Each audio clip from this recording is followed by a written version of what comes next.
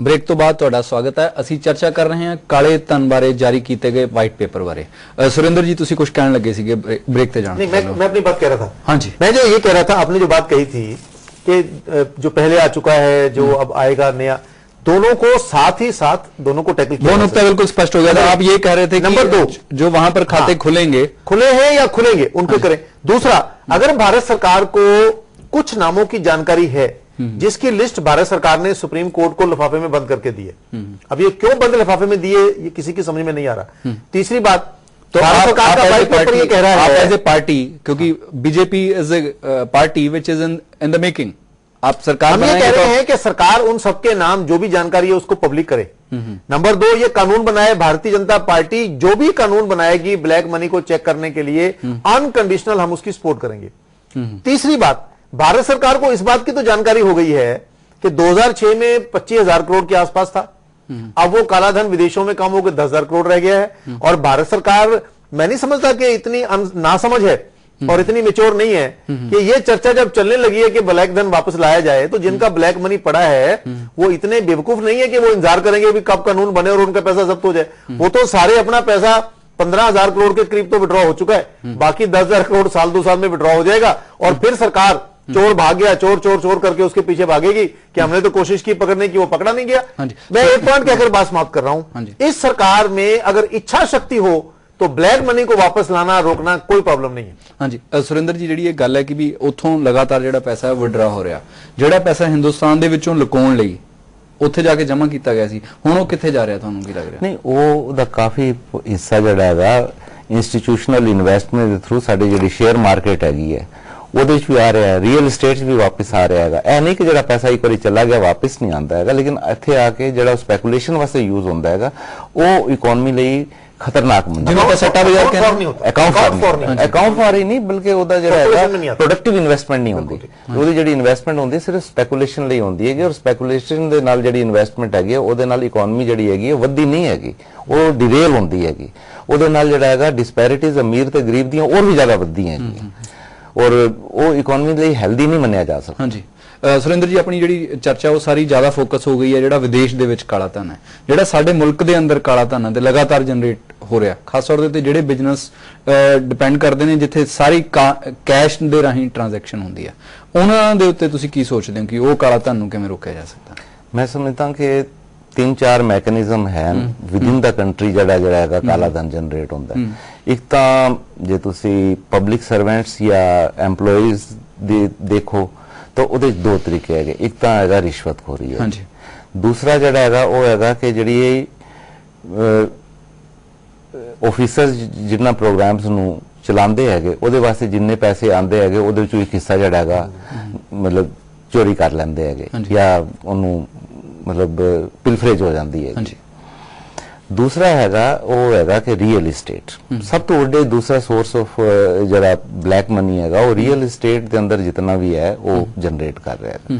तीसरा है गोल्ड की जड़ी खरीद फरोख्त हैगी है भी कर रही है। और फोर्थ जरा सबसे इंपॉर्टेंट हैगा वो इंडस्ट्री के अंदर जड़ी नैचुरली इंडस्ट्री प्रॉफिट अपने मैक्सिमाइज करने वास्ते अपने अकाउंट्स ਨੂੰ ਮੈਨੂਪੂਲੇਟ ਕਰਨੀ, ਯਾਨੀ ਜਿਹੜਾ ਇੰਡੀਆ ਦਾ ਟੈਕਸ ਐਡਮਿਨਿਸਟ੍ਰੇਸ਼ਨ ਸਿਸਟਮ ਹੈਗਾ ਉਹਦੇ ਚ ਇੰਨੇ ਜ਼ਿਆਦਾ ਲੂਪ ਹੋਲ ਹਨ ਕਿ ਉਹ ਆਪਣਾ ਰੀਅਲ ਜਿਹੜਾ ਟੈਕਸ ਕਲੈਕਸ਼ਨ ਹੈਗੀ ਹੈ ਉਹ ਬਹੁਤ ਲੀਕੇजेस ਹਨ ਉਹਦੇ ਚ। ਉਹਨੂੰ ਨੈਚੁਰਲੀ ਇਹਨਾਂ ਸਾਰੀਆਂ ਚੀਜ਼ਾਂ ਨੂੰ ਪਲੱਗ ਕੀਤਾ ਜਾਏ ਤਾਂ ਹੀ ਜਿਹੜਾ ਹੈਗਾ ਪ੍ਰੋਬਲਮ ਦਾ ਹੱਲ ਹੋ ਸਕਦਾ ਹੈ। ਹਾਂਜੀ ਜੈਨ ਸਾਹਿਬ, ਜਿਹੜਾ ਇਹ ਮਸਲਾ ਹੈ ਖਾਸ ਤੌਰ ਤੇ ਮੁਲਕ ਦੇ ਅੰਦਰ ਜਿਹੜਾ ਕਾਲੇ ਧਨ ਦਾ ਬਿਜ਼ਨਸ ਹੈ, ਜਿਵੇਂ ਮਤਲਬ ਵੱਖਰੇ ਵੱਖਰੇ 2-2 ਖਾਤੇ ਬਣਾ ਕੇ ਰੱਖਣੇ, ਇੱਕ ਨੰਬਰ ਦਾ, ਇੱਕ 2 ਨੰਬਰ ਦਾ, ਉਹਨਾਂ ਸਾਰੇ ਮੁੱਦਿਆਂ ਦੇ ਉੱਤੇ ਕਿਸ ਕਿਸਮ ਦੀ ਕਾਨੂੰਨੀ ਪੇਸ਼ਬੰਦੀ ਹੋ ਸਕਦੀ ਹੈ? ਮੇਰੀ ਉਹਦੇ ਬਾਰੇ ਸਾਡੀ ਪਾਰਟੀ ਦਾ ਔਰ ਮੇਰਾ ਪਰਸਨਲ ਤੌਰ ਤੇ ਵੀ ਜਾਤੀ 3-4 ਸੁਝਾਅ ਨੇ ਜਿਸ ਬਾਰੇ ਸਰਕਾਰ ਨੂੰ ਕੰਮ ਕਰਨਾ ਪਏਗਾ। ਸਭ ਤੋਂ ਪਹਿਲੀ ਗੱਲ ਤੇ ਉਹੀ ਜੋ ਮੈਂ ਪਹਿਲੇ ਗੱਲ ਕਹੀ ਹੈ ਕਿ ਜੋ ਪੋਲੀਟੀਕਲ ਲੀਡਰਸ਼ਿਪ ਹੈ वो अगर इच्छा शक्ति दिखाएगी, खुद ईमानदारी नाल काम करेगी तो हौली हौली लोग ईमानदारी नाल काम करना पसंद करते हैं। 3-4 केस बड़े प्रोमिनेंट हुए ने। हुणे झारखंड दे विच राज्य सभा दी वोटां वेले पैसे लैण दा मामला आया, एमएलए पैसे लै रहे ने, जिहड़े एमपी बन रहे ने राज्य सभा दे वो पैसे दे रहे ने। झारखंड मुक्ति मोर्चा दे और कुछ होर पार्टियां दे 7-8 एमपीस उन्होंने बारे सुप्रीम कोर्ट तक यह साबित हो गया कि उन्होंने वोट पाने वास्ते 40-40 लाख रुपए लिता, लेकिन सुप्रीम कोर्ट ने यह कह के बरी करता कि क्योंकि यह पैसा इन्होंने लोकसभा च वोट पाने वास्ते लिता सी और लोकसभा च वोट पाना या कोई भी बोलना, कोई भी काम करना कानून के दायरे तो बाहर है, इस करके ਅਸੀਂ इन्होंने बरी कर रहे हैं। मैं वकील होने के नाते महसूस करना कि कदों वो दिन आवे कि सुप्रीम कोर्ट का फैसला सुप्रीम कोर्ट खुद ही इन्हों बदले कि गलत फैसला सी। तीसरी गल जी, पहली गल मैं जी कह रहा कि उपरों पोलिटिकल लीडरशिप को ईमानदारी का सबूत देना पड़ेगा मामले को टैकल करने वास्ते इलेक्शनों के अंदर। पर जैन साहब ਜਿਹੜੀ ਜਿਸ ਹਾਲਾਤ ਦੇ ਵਿੱਚ ਅਸੀਂ ਇਸ ਵੇਲੇ ਹੈਗੇ ਆ ਉਹਦੀ ਬਹੁਤ ਸਾਰੀ ਜ਼ਿੰਮੇਵਾਰੀ ਜਿਹੜੀ ਸਾਡੀ ਸਿਆਸੀ ਜਮਾਤ ਆ ਉਹਦੇ ਸਿਰ ਤੇ ਪੈਂਦੀ ਹੈ। ਜਿਹੜੀ ਆਪ ਇੱਕ ਤਰੀਕੇ ਨਾਲ ਇਸ ਦੇ ਵਿੱਚ ਸ਼ਾਮਿਲ ਹੈ ਉਹ ਤੋਂ ਇੱਕੋ ਦਿਨ ਅਸੀਂ ਕਿਵੇਂ ਆਸ ਕਰ ਸਕਦੇ ਹਾਂ ਕਿ ਉਹ ਬਿਹਤਰ ਕੰਮ ਕਰੇਗੀ। ਬਿਲਕੁਲ ਤੁਸੀਂ ਠੀਕ ਕਹਿ ਰਹੇ ਹੋ। ਜੋ ਹਿੰਦੁਸਤਾਨ ਦੀ ਇਸ ਵੇਲੇ ਪੋਲੀਟੀਕਲ ਲੀਡਰਸ਼ਿਪ ਹੈ ਉਸ ਦੀ ਕ੍ਰੈਡੀਬਿਲਿਟੀ ਬਹੁਤ ਡਾਊਨ ਹੈ। ਆਮ ਆਦਮੀ ਨੂੰ ਲੱਗਦਾ ਹੈ ਕਿ ਪੋਲੀਟੀਕਲ ਲੀਡਰ ਜਿਸ ਵੇਲੇ ਕਾਨੂੰਨ ਦੇ ਮੁਤਾਬਕ ਨਹੀਂ ਚੱਲ ਰਹੇ, ईमानदारी नाल नहीं चल रहे। बिल्कुल तुहाडी गल सही है, लेकिन जिस तरीके नाल आज तुसीं डिबेट कर रहे हो, अन्ना हजारे जी का अंदोलन चल रहा है, स्वामी रामदेव का अंदोलन चलिया, आखिर यही भ्रष्टाचार ते काले धन का मामला आज तो 3-4 साल पहले उड्डा बड़ा मुद्दा नहीं बनया सी, जिन्ना आज बन गया। हिंदुस्तान दे विच ਇਹ 1936 ਤੋਂ ਲਗਾਤਾਰ ਲੈ ਕੇ ਕਾਲੇ ਧਨ ਦਾ ਮੁੱਦਾ ਅੱਜ ਤੱਕ ਚੱਲਿਆ ਰਿਹਾ। ਜਿੰਨਾ ਮੁੱਦਾ ਹੁਣ ਬਣਿਆ 1936 ਦੇ ਵਿੱਚ ਇਸ ਗਵਰਨਮੈਂਟ ਨੇ ਇਗਨੋਰੇਜ ਕਰ ਲਿਆ ਸੀਗਾ ਕਿ ਇੱਕ ਵੱਡਾ ਮੁੱਦਾ ਹੈ, लेकिन जिन्ना मजबूती नाल पब्लिक ओपिनियन हुण बनया उन्ना शायद पहले नहीं बनया सी। तीसरी गल जिहड़ी मैं कहना चाह रहा कि जो टैक्सेशन है साडा उहनूं रैशनलाइज करना पएगा। अगर हिंदुस्तान की सरकार ये सोचे कि जो बंदा 100 रुपए कमा रहा है उहदे चों 35 रुपए टैक्स दे देगा सरकार नूं, ते इह एक अपने आप च अनरियलिस्टिक चीज है। टैक्सेशन नूं सरलीकरण करो जिस दे नाल आम आदमी टैक्स देण वास्ते 100 रुपए दे उत्ते 35 रुपए तक किते टैक्स नहीं लगेगा। 35% भी कई जगह है। ਜਦੋਂ ਆਮਦਨ ਬਹੁਤ ਜ਼ਿਆਦਾ ਵੱਧ ਜਾਂਦੀ ਹੈ, लिमिट हो के जाके 10 लाख तो होते है, जिसकी 10 लाख की इनकम है 3.5 लाख अगर सरकार उसको टैक्स लेना चाहेगी उसकी कोशिश होगी कि मैं फिर घट ही शो करा, तो टैक्स भी बचाएगा, ब्लैक मनी भी बचाएगा। चौथी गल जी है मैं जी पहले भी कह के हटिया, जमीना ने गल कही है, रियल एस्टेट है उस इन्वेस्टमेंट हो रही है। मैं थोड़ी छोटी जी गल दस रहा, मैनू याद है एक वेले चंडीगढ़ के ऑक्शन हुई प्रॉपर्टी की, एक कनाल की कोठी की कीमत 6 करोड़ 7 करोड़ तक ऑक्शन हो गई, सारी चंडीगढ़ दी प्राइसेस वध गई। 2-3 महीने 4 महीने तो बाद मैं कई ऑफिसर्स ने पूछा, उन्होंने कहा जी की होया है कि कुछ लोगों ने पूल करके ये डिसाइड किया कि प्राइस बढ़ाओ। उन्होंने ऑक्शन चो प्रॉपर्टी ले ली, 10% महीने तो बाद 2 महीने बाद कॉन्फिगर करवा के वो प्रॉपर्टी छड़ दी थी, जेडे उन्होंने खाली प्लॉट पे सन 5 लाख दे 10 लाख वाले 2-2 ਉਹਨਾਂ ਦੀ ਕੀਮਤ ਵਧ ਗਈ ਹੈ। इन्हां चीज़ों ते सरकार कार्रवाई क्यों नहीं करती? जेडे लोग ब्लैक मनी रखे हुए ने क्यों नहीं पता हैगा? क्या डिपार्टमेंट ਨੂੰ ਪਤਾ ਨਹੀਂ, ਆਪਾਂ ਘੱਟੋ ਘੱਟ ਪਤਾ ਨਹੀਂ, क्या विजिलेंस ਨੂੰ ਪਤਾ ਨਹੀਂ। ਆਪਾਂ ਘੱਟੋ ਘੱਟ ਭਾਜਪਾ ਤੋਂ ਇਹ ਉਮੀਦ ਕਰਦੇ ਹਾਂ ਕਿ ਉਹ ਜਿਵੇਂ ਪੰਜਾਬ ਦੇ ਵਿੱਚ ਰੂਲ ਕਰਦੀ ਹੈ ਉੱਥੇ ਜ਼ਰੂਰ ਕਾਰਵਾਈ ਕਰੇਗੀ। ਇਹ ਜਿਹੜਾ ਮਾਮਲਾ ਹੈ ਨਾ ਬਲੈਕ ਮਨੀ ਵਾਲਾ, ਇਹ ਖਾਲੀ ਸਟੇਟ ਸਰਕਾਰ ਦੇ ਅੰਦਰ ਪਰ ਸਟੇਟ ਦੇ ਜਿੰਨਾ ਸਟੇਟ ਦੇ ਅੰਡਰ ਹੈਗਾ ਉਹ ਹੋਣੀ ਚਾਹੀਦੀ ਹੈ, ਕਾਰਵਾਈ ਬਿਲਕੁਲ ਕਰੇਗੀ और करनी चाहिए। मैं समझदा ਕਿਸੇ ਪਾਰਟੀ ਨਾਲ बीजेपी कांग्रेस अकाली दल कोई पार्टी होवे, ये नेशनल मुद्दा है। जदों तक राष्ट्रवादी अप्रोच नाल नहीं सोचांगे ये मुल्क का बहुत नुकसान होएगा। हाँ जी गोल जी आप कुछ कहने लगे। मैं ये कहना चाहूंगा कि गवर्नमेंट चाहे तो सारा कुछ कर सकती है। जो 2006 में रेटिफिकेशन ऑफ कन्वेंशनल करप्शन का जो मुद्दा आया और उसमें सारे देशों ने ट्रीटी साइन करी, अगर भारत भी उसका एक हिस्सा बन जाता है, उस ट्रीटी को साइन करता है, तो ये एक सिर्फ मुद्दा नहीं है कि अब जो हम ब्लैक मनी को रोक लें, ऐसा नहीं। जो ब्लैक मनी ऑलरेडी चाहे वो 1 लाख करोड़ है या 2 लाख करोड़ है या 3 लाख करोड़ जैसे बाबा रामदेव बोलते हैं, वो वापस आना चाहिए, क्योंकि वो पैसा इतना सारा है कि अगर भारत में आता है तो उसमें बहुत सारे डेवलपमेंट वर्क हो सकते हैं। तो एक तो भारत सरकार को इमीडिएटली फटाफट सबसे पहले हमें वो 2006 की ट्रीटी को साइन करना चाहिए कि हमारा सिर्फ एक बैंक में, सिर्फ स्विस बैंक में ही अकाउंट नहीं है। और एक जो भारत सरकार ने अभी कुछ लास्ट ईयर्स में करना शुरू किया है कि एक तो स्विस बैंक में हमारा पैसा है और एक अब कुछ बैंक्स को, फॉरेन बैंक्स को भारत इंडिया में ही ले आया है। यूबीएस बैंक, ऐसे 4-5 विदेशी बैंक्स हैं जो आज भारत में काम कर रहे हैं। क्या हमारी किसी एजेंसी में इन्वेस्टिगेशन एजेंसीज हैं या कोई मॉनिटरिंग एजेंसीज हैं, क्या उनका एक्सेस है उस बैंक्स में?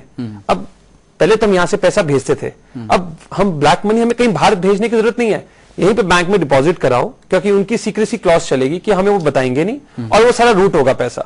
और फिर मॉरिशस के थ्रू या कहीं भी थ्रू एफडीआई एक आपने एग्जांपल, मॉरिशस के थ्रू तो वैसे भी रूट हो सकता है, उसमें तो कोई बैंक उसको रोकना चाहिए।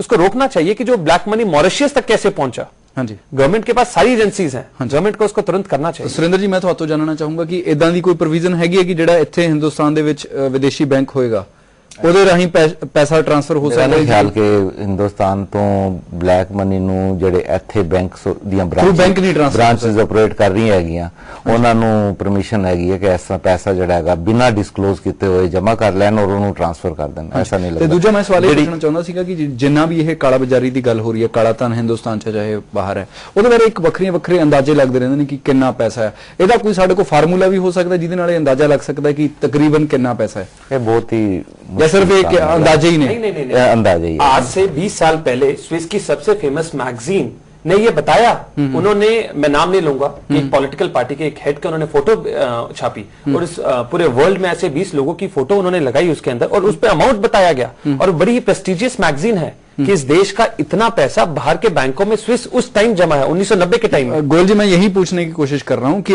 उसके पीछे कोई साइंटिफिक मेथड है जिसके थ्रू उन्होंने वो कैलकुलेट किया? ये चीज बताना बड़ा मुश्किल है कि उसके पीछे कोई साइंटिफिक मेथड है या नहीं, लेकिन ये गवर्नमेंट कर सकती है। गवर्नमेंट ट्रीटी साइन करे और स्विस बैंक से और सारे फॉरेन बैंक से पूछे कि कितना पैसा बाहर जमा, आप हमें बताइए। वो और देशों को तो बता रहे हैं, 126 देशों को बता चुके हैं, लेकिन भारत ही क्यों नहीं? हाँ जी, गवर्नमेंट ने जो वाइट पेपर इशू किया है ਇਹਦੇ ਵਿੱਚ ਉਹਨਾਂ ਨੇ 10 ਦੇ ਲਗਭਗ ਜਿਹੜੇ ਹੈਗੇ ਡਿਫਰੈਂਟ ਮੈਥਡਸ ਜਿਨ੍ਹਾਂ ਦੇ ਥਰੂ ਜਿਹੜਾ ਹੈਗਾ ਬਲੈਕ ਮਨੀ ਨੂੰ ਐਸਟੀਮੇਟ ਕੀਤਾ ਜਾ ਸਕਦਾ ਹੈ ਉਹ ਦਿਖਾਏ ਹੈ। वो उन्होंने ये कहा कि जीटीएस टैक्स लगा दीजिए, कहना कि टीडीएस लगा दीजिए, वो तो है ना कि उसको आप बुलियन को रोक दीजिए, जो उनका सवाल है ना, उनका कहना यह है कि साइंटिफिक मेथड आपको चाहिए अगर आपने एग्जैक्ट अमाउंट कैलकुलेट करनी हो। 10,000, 500, 15 करोड़, 90 लाख, ऐसा नहीं हो सकता। लेकिन वो नहीं, वो शायद संभव नहीं होगा। पर मुझे बताइए, भारत सरकार को यह मालूम है कि 2006 में 25,000 करोड़ था, अब 10,000 करोड़ रह गया। भारत सरकार को यह मालूम है, वो तो एक बैंक की मैं कह रहा हूं ना, एक बैंक का मालूम है। वो तो सिर्फ वही बैंक में जोड़े बंद। मैं पब्लिक लाइफ में हूं, एडवोकेट हूं, लोकसभा में रहा हूं, मैं ये बात नहीं मान सकता कि भारत सरकार की raw intelligence agencies, revenue intelligence, taxation की इंटेलिजेंस, सारी जानकारियां सरकार के पास हैं। हिंदुस्तान में कितनी ब्लैक मनी है लगभग उसकी भी जानकारी है, विदेशों में कितनी है उसकी भी जानकारी है। अगर सरकार एक्शन लेना चाहे, सुप्रीम कोर्ट ने एक नोटिस दिया, भारत सरकार ने सुप्रीम कोर्ट को बताया कि हमारे मुताबिक बंद लिफाफे में इतने लोगों के पास ब्लैक मनी है। हाँ जी। ये कहां से आ गई? बिना साइंटिफिक आ गई। जैन साहब, सरकार अगर एक्शन लेना चाहे तो कोई दिक्कत नहीं है। अगर इच्छा शक्ति हो तो कार्रवाई हो सकती है, अगर इच्छा शक्ति नहीं है तो मैं ना मानू करते जाइए। ਜੈਨ ਸਾਹਿਬ, ਜਿਹੜੀ ਤੁਸੀਂ ਗੱਲ ਕਹੀ ਹੈ ਉਹਦੇ ਨਾਲ ਇੱਕ ਗੱਲ ਤੇ ਬਿਲਕੁਲ ਸਪਸ਼ਟ ਹੋ ਗਈ ਕਿ ਸਰਕਾਰ ਦੇ ਉਹ ਅਦਾਰੇ ਜਿਨ੍ਹਾਂ ਨੇ ਇਹ ਸਾਰੇ ਕਾਲੇ ਧਨ ਦੇ ਉੱਤੇ ਨੱਥ ਪਾਉਣੀ ਸੀ, ਉਹਨਾਂ ਦੀ ਨਾਕਾਮਯਾਬੀ ਬਿਲਕੁਲ ਗਵਾਹੀ ਭਰਦਾ ਵਾਈਟ ਪੇपर। ਤੇ ਜਿਹੜੀ ਤੁਸੀਂ ਗੱਲ ਕਹਿ ਰਹੇ ਹੋ ਕਿ ਜਾਣਕਾਰੀ की, मैं ऑफिसर्स को ब्लेम नहीं करता। अगर हिंदुस्तान का प्राइम मिनिस्टर कल बुलाकर सारी एजेंसीज को कहे कि मुझे 24 घंटे में पूरी इंफॉर्मेशन दो, किस किस का ब्लैक मनी कहां कहां है, 24 घंटे में वो एजेंसी से ਉਹਨਾਂ ਦੀ ਜਿਹੜੀ ਸੰਜੀਦਗੀ ਹੈ ਉਹ ਸਵਾਲ ਦੇ ਘੇਰੇ 'ਚ ਹੈ। फेलर ऑफिसर्स की नहीं है, फेलर पॉलिटिकल लीडरशिप की है। ਹਾਂਜੀ, ਤੁਸੀਂ ਸਾਰੇ ਇਸ ਅੱਜ ਦੀ ਬਹਿਸ ਦੇ ਵਿੱਚ ਸ਼ਾਮਿਲ। ਹੁਣ टाइम ਸਾਡੇ ਕੋਲ ਬਿਲकुल खत्म, बिल्कुल टाइम खत्म हो गया। हाँ जी, कि आज तो सुप्रीम कोर्ट और हाई कोर्ट बहुत इफेक्टिव है और हर चीज इंस्टीट्यूशन, मीडिया बड़ी इफेक्टिव है, हमें पता चल पा रहा है। लेकिन आज से 20 साल पहले क्या था हमें नहीं पता। तो बहुत भारत का पैसा, एक बड़ी मात्रा में पैसा भारत का जमा है और गवर्नमेंट चाहे, जैसे जैन साहब ने कहा, पता चल सकता है 24 घंटे में, क्या 12 घंटे में जैन साहब पता चल सकता है। ਆਪ ਤੁਸੀਂ ਸਾਰੇ ਇਸ ਬਹਿਸ ਦੇ ਵਿੱਚ ਸ਼ਾਮਿਲ ਹੋਏ, ਤੁਹਾਡਾ ਬਹੁਤ ਬਹੁਤ ਧੰਨਵਾਦ। ਕੇਂਦਰ ਸਰਕਾਰ ਵੱਲੋਂ ਕਾਲੇ ਧਨ ਬਾਰੇ ਪੇਸ਼ ਕੀਤੇ ਵਾਈਟ ਪੇਪਰ ਵਿੱਚ ਬਹੁਤ ਸਾਰੇ ਸਵਾਲਾਂ ਦਾ ਜਵਾਬ ਨਹੀਂ ਮਿਲਿਆ। ਕਿਸੇ ਮੁਜਰਮ ਜਾਂ ਮੁਲਜ਼ਮ ਦਾ ਨਾਮ ਨਹੀਂ ਆਇਆ। ਭ੍ਰਿਸ਼ਟਾਚਾਰ ਨੂੰ ਰੋਕਣ ਲਈ ਕੀਤੀਆਂ ਕਾਨੂੰਨੀ ਪੇਸ਼ਬੰਦੀਆਂ ਦੀ ਸੰਖੇਪ ਚਰਚਾ ਤੋਂ ਇਲਾਵਾ ਇਸ ਵਿੱਚ ਕੋਈ ਨਵੀਂ ਗੱਲ ਨਹੀਂ ਆਈ। ਇਸ ਵਾਈਟ ਪੇਪਰ ਨੇ ਆਪਣੇ ਆਪ ਵਿੱਚ ਪ੍ਰਾਪਤੀ ਨਹੀਂ ਕਿਹਾ ਜਾ ਸਕਦਾ, ਸਗੋਂ ਇਸ ਤੋਂ ਬਾਅਦ ਹੋਣ ਵਾਲੀਆਂ ਪਹਿਲਕਦਮੀਆਂ ਨਾਲ ਸਰਕਾਰ ਦੀ ਸੰਜੀਦਗੀ ਦਾ ਇਮਤਿਹਾਨ ਹੋਣਾ ਹੈ। ਇਸ ਦੇ ਨਾਲ ਹੀ ਅੱਜ ਦੀ ਪ੍ਰਾਈਮ ਡਿਬੇਟ ਖਤਮ ਹੁੰਦੀ ਹੈ। ਨਮਸਕਾਰ, ਸਤਿ ਸ੍ਰੀ ਅਕਾਲ, ਖੁਦਾ ਹਾਫਿਜ਼।